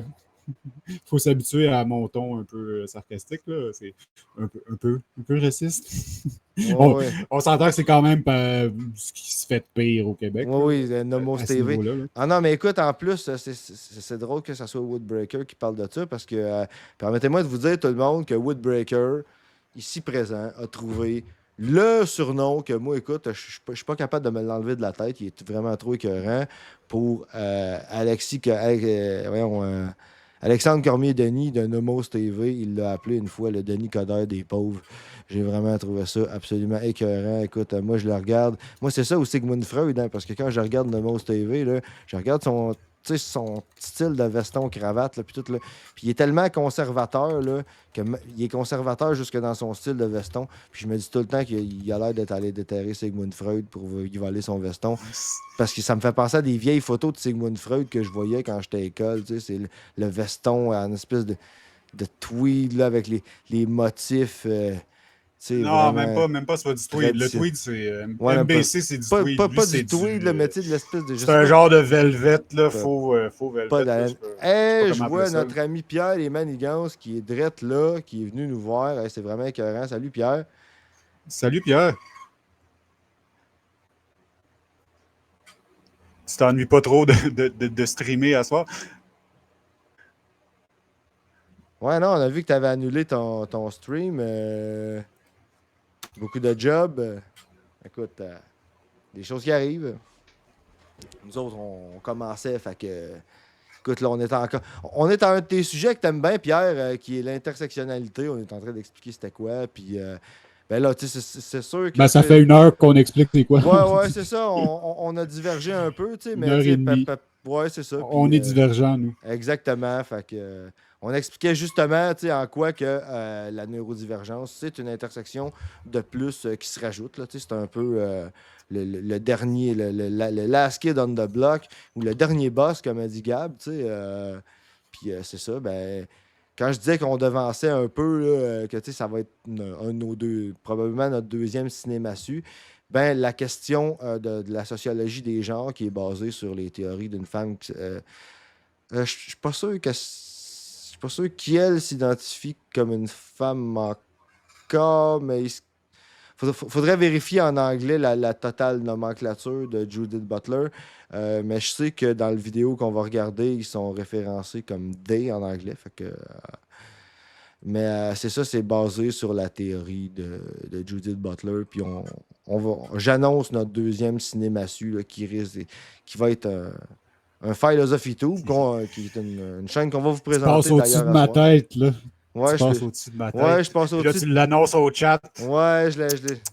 On va s'en reparler au prochain meeting. Ouais. Écoute, je vais me faire chicaner, là. Écoute, je suis parti sur une tangente, mais... Même qu'on va s'en parler là, parce qu'on va prendre un court break avant de passer au prochain segment. Ouais. Je t'ai shooté une toune dans Discord. OK. C'est bien parfait. Fait qu'on va aller vous mettre ça. Ça va mettre l'ambiance. Parfait. Vous écoutez l'Antipode, notre pré-lancement. Premier pré-lancement.